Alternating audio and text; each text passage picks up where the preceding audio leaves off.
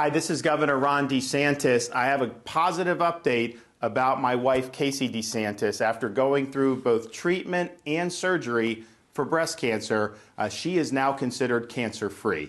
And all of you have had thoughts and prayers that have been given to my family and my wife. I just want to know thank you for doing that. It's lifted her spirits. It's made a tremendous difference. And for all the women out there who are going through breast cancer right now, you can overcome this. I know it's very difficult, but my wife is proof positive. And so if you'd wound back 6 or 7 months, this is exactly the type of news that we had hoped for. She still has more to do, but I'm confident she's going to make a full recovery. Thank you for all your thoughts and prayers, and God bless you all. Good morning. Happy Friday, everyone. We are trying something new today. We are going to be ending our week on a happy note. We don't give a damn that the world is spinning out of control, that a global elite are careening the planet recklessly towards nuclear war, and that Kamala Harris is our last line of defense against an all-out invasion of Europe that may last for decades, that may bring nuclear powers to the brink. The Russians could be shelling a nuclear power plant. Whew. But ladies and gentlemen, there is good in the world, and we are not going to profit off of fear porn. We are not going to try and scare the living daylights out of you. There are good things happening in the world, and there always has been. Salt and light is what brings the earth its flavor, and you should go into the weekend knowing that you live inside the greatest country that God ever blessed this earth with. We've had terrible leaders. And you know what? That's the human condition. The human condition is a flawed condition. People are going to make mistakes, and times are going to get tough. They have always been tough. America's only been around for 250 years, and there have been ups and there have been downs. But there has always been the need for Americans to look inward and say, hey, you know what? Not all hope is lost. We may be facing the largest standing army on earth, as it was during the Revolutionary War, or we may be facing other massive challenges, civil war, world war, economic war, even nuclear war. Nothing scarier than the Soviet Union putting nuclear-tipped missiles 90 miles off the coast of Miami in Cuba in 1961. Remember these times. Remember your ancestors. Remember your grandfathers, your grandmothers, the people who lived through depressions, who lived through absolute catastrophe, who had hardships and struggles, and who made it this far, who gave you this country. And if we don't remember them, if we don't remember where we come from, well, then we won't know where we're going. And so let us begin today and every Friday from now on with good news. We're going to do Good News Friday.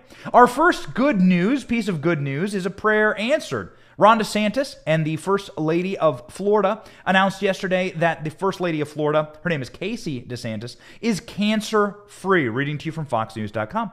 Florida Governor Ron DeSantis Thursday made the announcement that his wife Casey's successful breast cancer treatment has left her cancer-free. DeSantis posted a video thanking all the people for sending their thoughts and prayers to his family and his wife after she was diagnosed with a very aggressive and scary breast cancer diagnosis. The surgeries and treatments has made her officially cancer-free, Ron DeSantis said.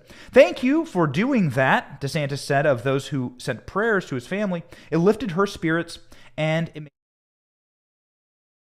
passed on the message of encouragement to women fighting breast cancer, saying that they can overcome this, and I quote, his wife first made her diagnosis public in October of last year. Casey DeSantis published a tweet on Thursday thanking and sharing the video and encouraging other women to make sure that they get screened for breast cancer.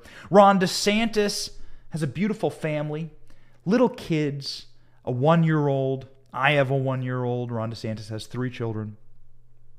It must be so horrible to have to go through this.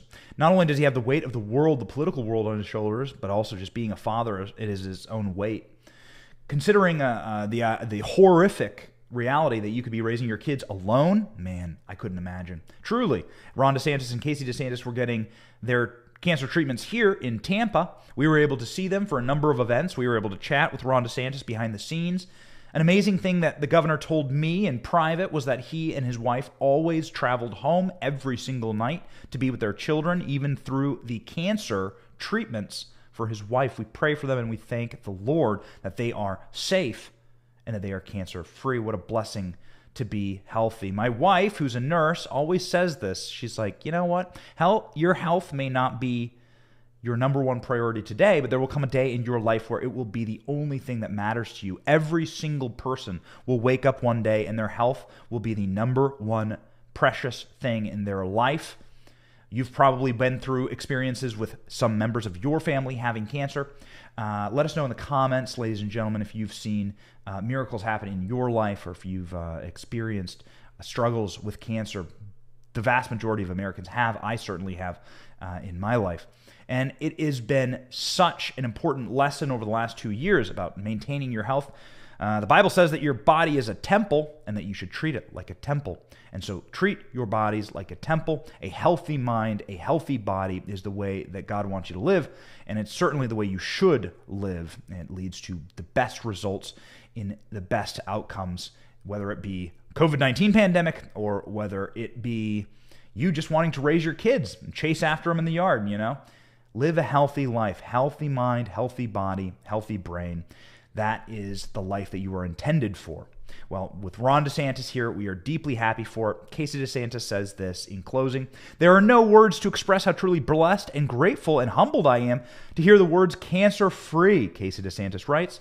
"To those who are in the fight, know that there is hope, have faith, and stay strong." Thank you, Ron DeSantis and Casey DeSantis, for being just total icons during all of this. It's been amazing to watch your journey. It's been wonderful as a new Florida resident to be sort of at your side, cheerleading here, and certainly to know that the DeSantis family is just, again, iconic in their fight for not only their own family, their own health, but for all the health of the people in the free state of Florida. The free state of Florida getting more free for life. That's right. More living, more life. The purpose of living free is to have life in the first place. In fact, life, liberty, and the pursuit of happiness were the founding words that were the goal of this country. The original goal of this nation was to provide life for people. That's why it is woven into our very being pro-life, is being pro-American.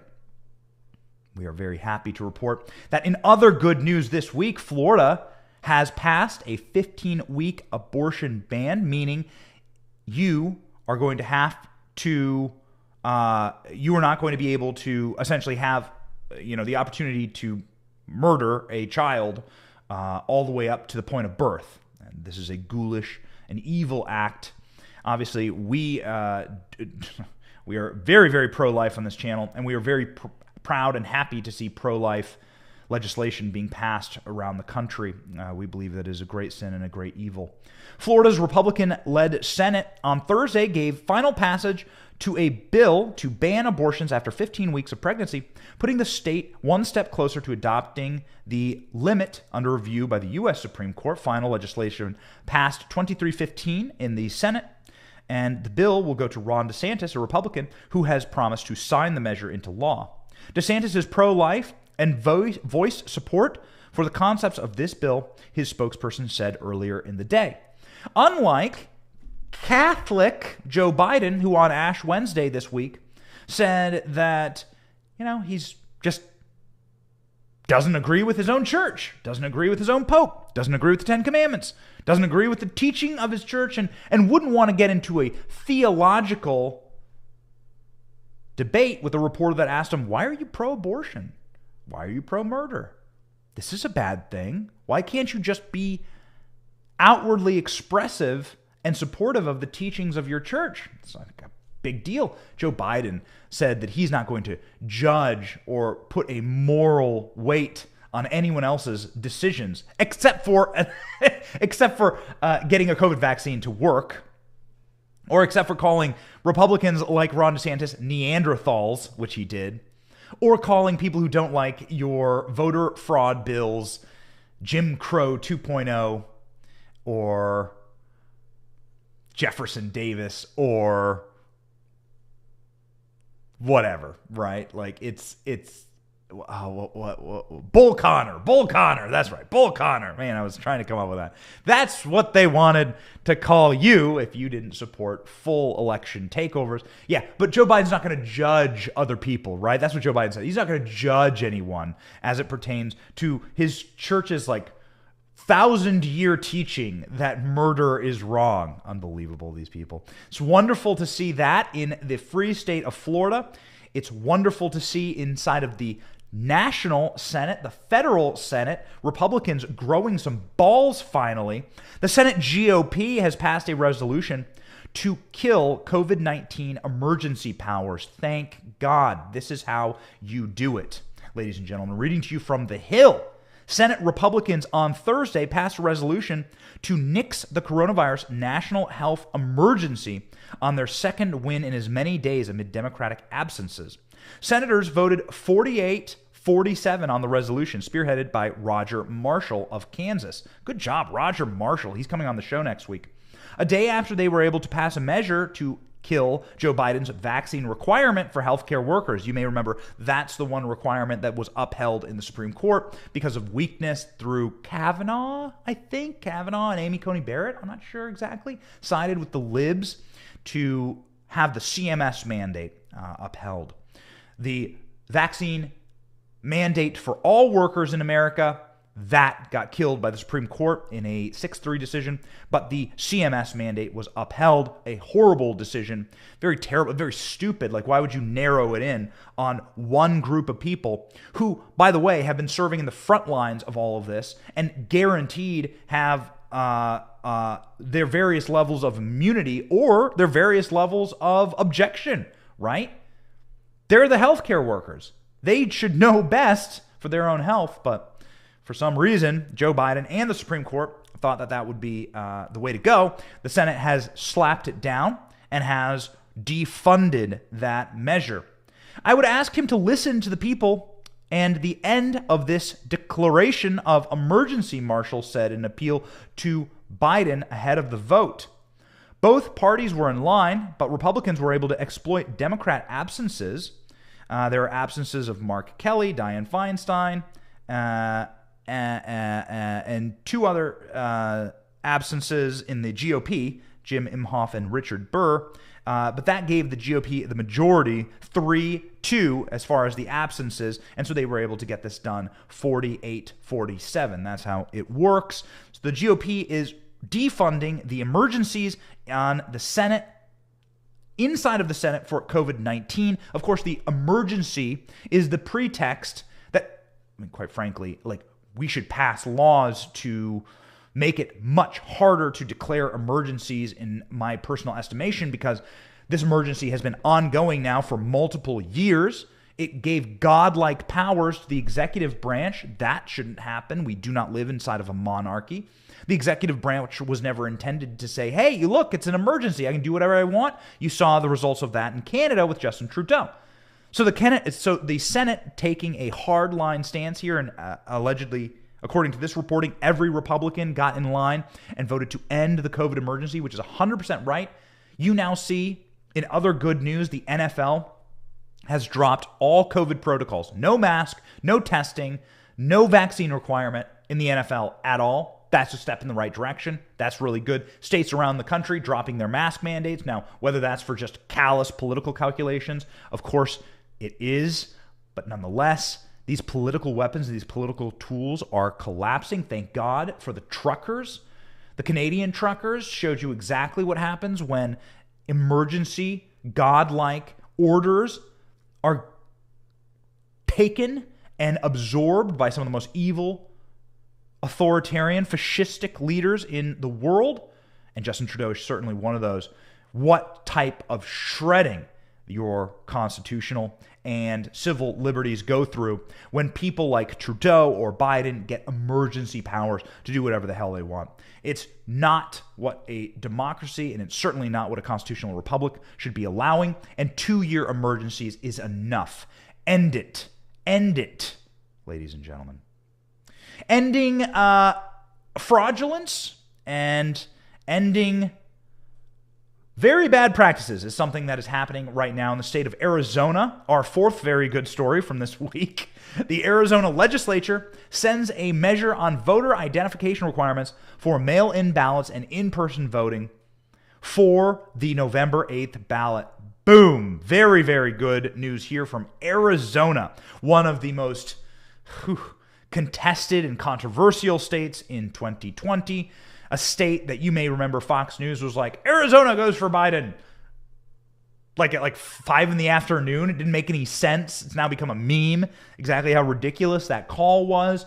Various retrospectives have shown that that was just an absolutely blatant and egregious call. In fact, the people who blundered those calls are now fired from Fox News. Chris Steyerwalt was one of them, and he got canned for making such an irresponsible call. He again became a meme, and ladies and gentlemen, Fox News, I think, paid the price. They lost a lot of viewers and lost a lot of faith and credit with people.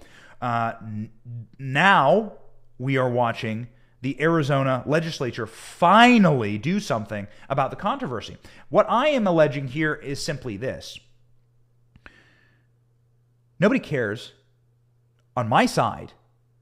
Nobody cares on my side about the results. This is not about manipulating results. This is always about fair and square elections that everyone can look at and you can track and you can see. My entire adult life, I'm 35, I was born in 1986. My entire adult life, I have watched conservatives get beat like a drum in various heartbreaking elections, right? It's the way of politics. This is how it goes. Nobody's arguing that conservatives should win every time or that anything should be rigged in our favor. In fact, it's the absolute opposite. The commissions that are doing these gerrymanderings and these electoral commissioning processes for the new redistricting of the houses that happen every 10 years with the census, man, this stuff is evil. The lawfare and the corruption inside of the Democrat Party is always in the favor of shifting the electoral paradigm in their favor, shifting the Overton window in their favor. I am not for that. I believe that our ideas win when they are just laid out bare on a table, and you can see that now in Joe Biden's polling. You can see that in the State of the Union where Joe Biden just became a MAGA Republican for the entire speech. Build the wall, Joe Biden said. Fund the police, Joe Biden said. We need security and we need to fund our military, Joe Biden said. We want to lower taxes. Okay, great. Fantastic. Great shift to the... Why don't you just wear a MAGA hat, Joe? Our policies win when they're just laid out. You don't need to cheat. You don't need to rig anything. Democrats do. And so when Democrats are functioning on these state levels, they're always and forever trying to make your vote as worthless as the paper it is printed on. And voter ID is something that prevents that. And that's why we are very, very proud of Arizona for jumping in, reading to you, jumping into the election security and anti-election fraud legislation. That's the way you should message. You hear me, GOP? Anti-election fraud, anti-fraud legislation. Start messaging better. Arizona 8.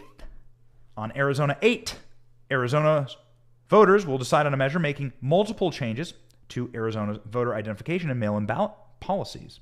This is how it should be. These should be put up to the people. The measure would require a voter to include in their date of birth and voter identification number for mail-in ballots. In addition to existing signature requirements, election officials would check the dates on the birth and identification numbers, which would be concealed within the vote-by-mail envelope against voter registration records. Good. Good. Why is this even controversial? Can we stop right there? What a clown show that this is even something that is up for debate. What a fraudulent clown show. Checking to see if you are a registered voter, this is somehow controversial. This is in some way, this wasn't happening in Arizona? How can you ever take election and election numbers and election results seriously ever again under these kind of policies? You would have to give your date of birth, your voter identification number, for mail-in ballots. To get mailed a ballot, you have to prove you are a living Arizona resident. You would have to have a signature requirement, which we all know is just garbage. And you would have to have your date of birth and voter identification number matched against a official voter record. Well, all that sounds like is voters who want to vote should be alive and should be registered to vote. Is this not the way that it is? How is this even remotely controversial? I don't know. What a disaster. What a disaster our systems are. Well, here we go. A driver's license or non-operating identification license number would be required. The last 4 digits of your Social Security number would be required, and a unique identifying number provided by the Secretary of State for voter registration purposes. Arizona Citizens for Clean Election Commissions estimated that 89% of votes cast in 2020 ballots using early voting and mail-in ballots. Sorry, I misread that. Arizona Citizens Clean Election Commission estimated that 89% of voters cast 2020 ballots using early voter or mail-in ballots. Well, that's also critically bad. The measure would eliminate the existing alternative to photo ID or in-person voting that allows a voter to present 2 documents with their name and address, but no photograph. Goodness gracious. What an embarrassment. I mean, this is like Banana Republic stuff. Having these type of loose voter laws is going to be the end of the country. If you can't just lock up the votes and put the votes in a stack and put the votes in a pile and say, hey, here are the votes for this guy, here are the votes for this guy. We checked the voter rolls, all these voters are legal, and this guy wins. This guy, by the way, doesn't have to be my guy. This guy just has to be a person who legally won an election. It is remarkable how quickly we will lose this country if you continue down this process and this path of exceedingly loose voter laws and also the funding of extremely bad election practices like drop boxes, chain of custody. If you start making the votes worth less than the paper they're printed on, you will get Venezuela. You will get untold corruption. And by the way, the Department of Justice needs to start a wing of what they do, a branch of what they do, which is looking into voter fraud and looking into voter systems inside of the states and making sure that they are secure. A secure election is all anyone really wants, and that's all anyone should really get inside of a republic. And it is, quite frankly, every elected official's job to ensure that the votes are fair.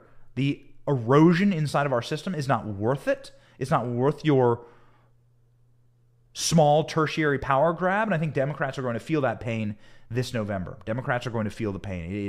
It is not good. 31 Democrats this week, final piece of good news, 31 Democrats either resigning or retiring this year. That number is going to go up. Polling and recent studies show that that number, by the way, is going to not only increase, but guarantees that the Republicans will take back the House just based on pure turnover in the Democratic Party. Punchbowl News, which is a left-wing news site, did the numbers, ran the math, and said the House is going Republican because just in retirements alone, the Democratic Party has shot itself in the foot. And Democrats know, these people know, they are operating on borrowed time. The State of the Union is a disaster. They welcome the distractions that we currently have right now in our country and abroad and on the national stage. The distractions being pretty scary, actually. And so we close our good news part of the broadcast and move over into our bad news part of the broadcast, sadly. But we have to cover it. Ladies and gentlemen, it is scary. I am rewatching the HBO special Chernobyl. Chernobyl was released 2 or 3 years ago on HBO Max. Far be it for me to tell you to go get an HBO subscription, but damn, is that a great program. Batman, also, I saw last night. Damn, is that a great movie. Both fantastic. One having deep grounding in geopolitical realities right now, because the HBO Chernobyl show showed such fascinating and practical insights into how the Russian and Soviet operational mind works. Everything in favor of the state and nothing in favor of the people. Batman, on the other hand, similarly showed that politics is egregiously corrupt. And so, I don't know, both of them good, both of them moralizing, both of them taking artistic liberties, but as much as I'd love for there to be a real-life Batman, there isn't.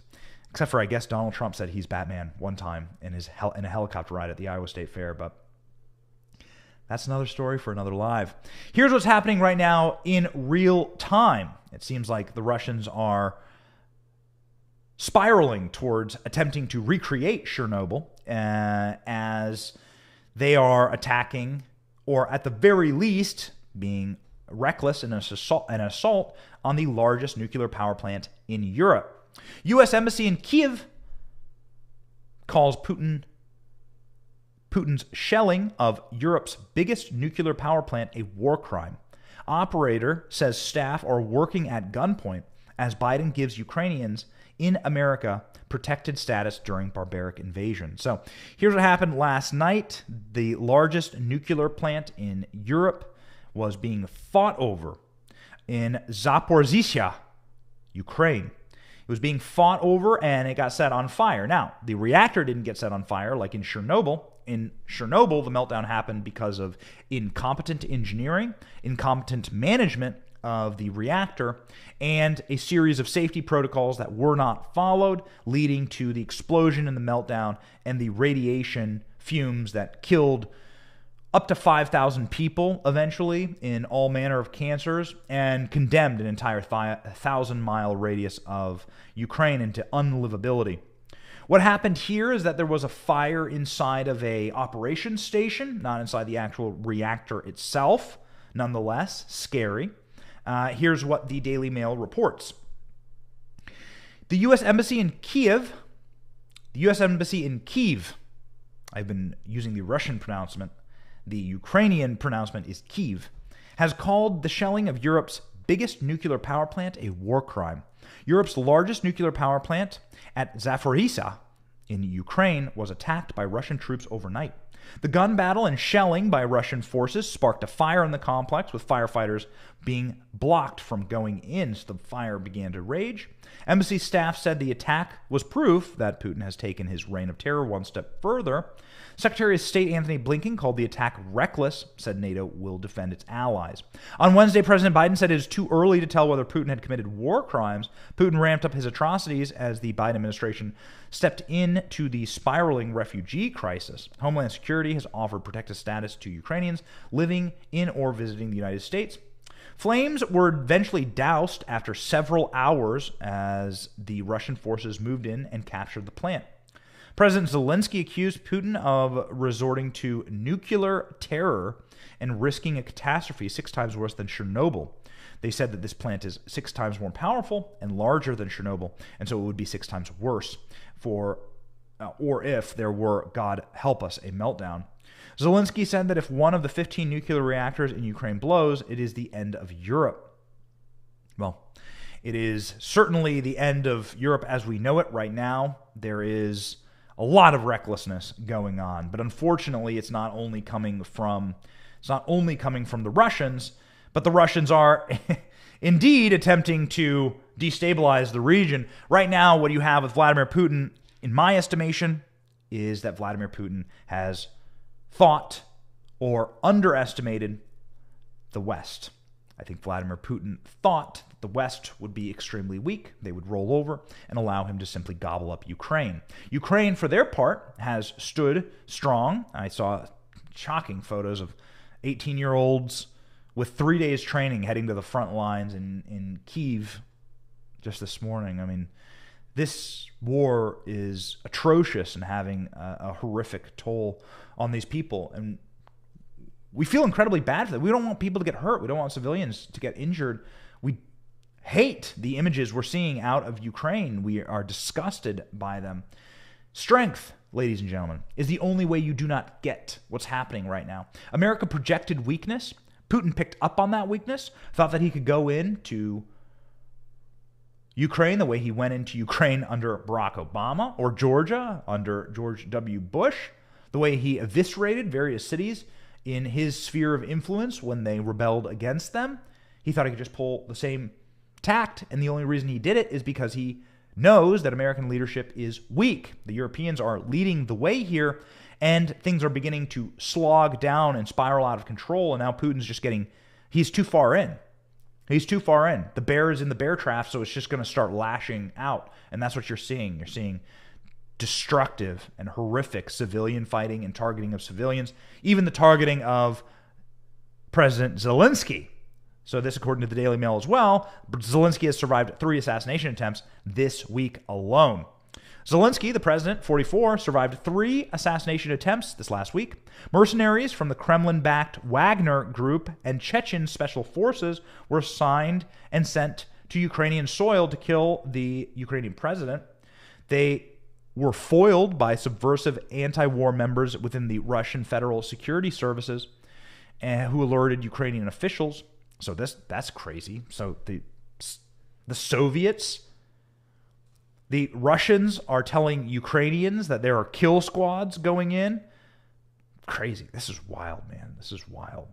Ukraine Secretary of National Security and Defense confirmed the attempts.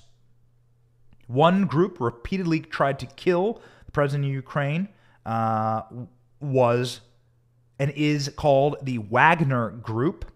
This is a shadowy group of 400 members that I think is based in Africa.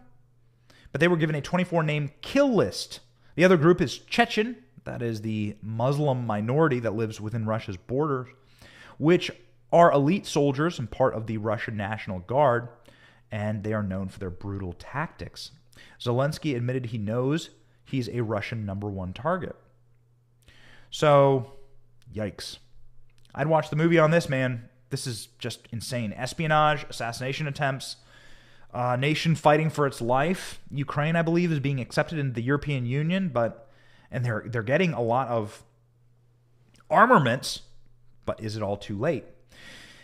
There is absolutely a guarantee that Vladimir Putin, his attack on Ukraine is having one massive unintended effect, is that it is forcing nations to sprint into EU membership. We'll see what happens there, but Georgia, Finland, and Sweden are all sprinting towards membership in the European Union, along with Ukraine, which I think that is being expedited right now. Something that should be expedited is intelligence inside of the brains of our own elected officials right now.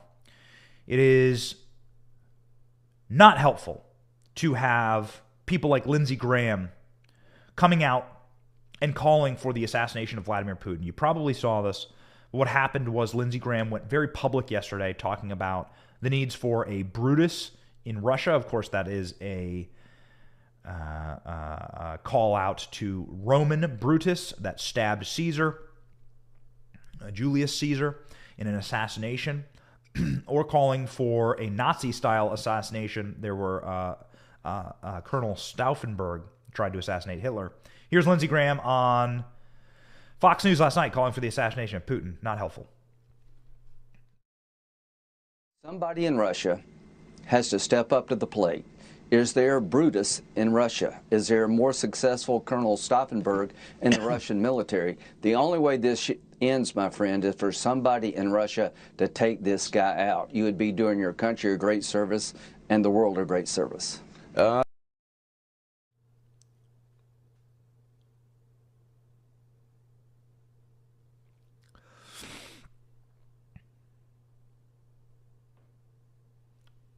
So that is a exceptionally bad idea, says Ted Cruz. You can see the tweet now on your screen. Senator Cruz says, use economic sanctions, boycott Russian oil and gas, and provide military aid so the Ukrainians can defend themselves. But we should not be calling for the assassination of heads of state. This kind of stuff is really, really unhelpful. It ratchets up the intensity. It brings us to the brink. This kind of rhetoric is deeply irresponsible. Lindsey Graham should know better. Lindsey Graham, of course, is often a person of great ire for many people who are commenting in the space, like Tucker Carlson, who are saying, hey, listen, when was the last time you did something for the state of South Carolina, where you're from, or for this country? Lindsey Graham and John McCain used to have a duet where they would travel around the world to places like Syria and pose with members of ISIS. I don't know what Lindsey Graham's deal is. I've worked closely with Lindsey Graham. I've created memes of Lindsey Graham back in the past. The Lindsey Graham Kavanaugh meme where he's straightening his tie is from a video I took. I don't know, man. This war hawk, knee-jerk, snapping, like you should just kill yourself, like there should be assassinations around the world. This stuff has never worked out in the past. This stuff is not the kind of way that you should be functioning in a modern democratic republic. We shouldn't be having some of the most well-known and senior members of our party out calling for political assassinations. That's third world stuff. It's not helpful. It doesn't ratchet down, it ratchets up. And a lot of people are getting the impression that people just want a war. There's a large consensus of people online that are saying they are driving us towards war. We don't want it. We don't want it. For their part, the Biden administration is saying no to a no-fly zone over Ukraine, and EU nations are not getting involved with boots on the ground. They're sending aid and munitions. Too little, too late? I guess we'll see. But again, not helpful. People should shut their mouths, and this kind of talk is beneath us. It's disgusting. Also discussing yesterday, man, a photo of a large congressional contingent holding a half American, half Ukrainian flag. This is an open desecration of the American flag. We don't live in Americrane. That's not the name of our nation. We live in America. You probably saw this. Nancy Pelosi holding up like a Ukraine and American flag hybrid. No. Sorry, guys. That ain't it. That ain't it. But every single one of those people would never dare talk about the American border the way that they talk about Ukraine's border. They would never dare send the American military, munitions, aid, build the wall to America's border when America's border is seeing in our nation, where our children live and our families reside, where you and I work every single day, America is seeing their own extreme security threats, terrorists running across our borders. We know this. And who else haven't they found? I mean, it truly is terrifying. We call for the same level of uber patriotism to be applied to this country. You'd never see it, of course, because Democrats say that this country, they hate this country. They say that it's racist. They say that this country is a horrible, awful place to live. Let's rip power from these people. That's why we started the show off with happy news. That's why we started the show off with news that will hopefully lift your soul a little bit. It's a dark and heavy time, and we do not want to add to that. We want to give you some bright spots, certainly, in what we are seeing around the country. Some blessings. The DeSantis family is now cancer-free. Some great moves for election security. Some big moves for life and the pro-life movement in this country.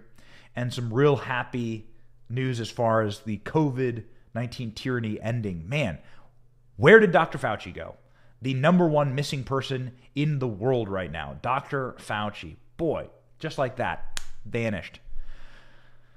How convenient. How convenient. Let us not go from crisis to crisis. We want peace in our time. We want peace in this world. Unfortunately, we don't think that we are led by a political class that is going to get us that. We need to change the political blood inside of our country, and we need to do that through our own will to power.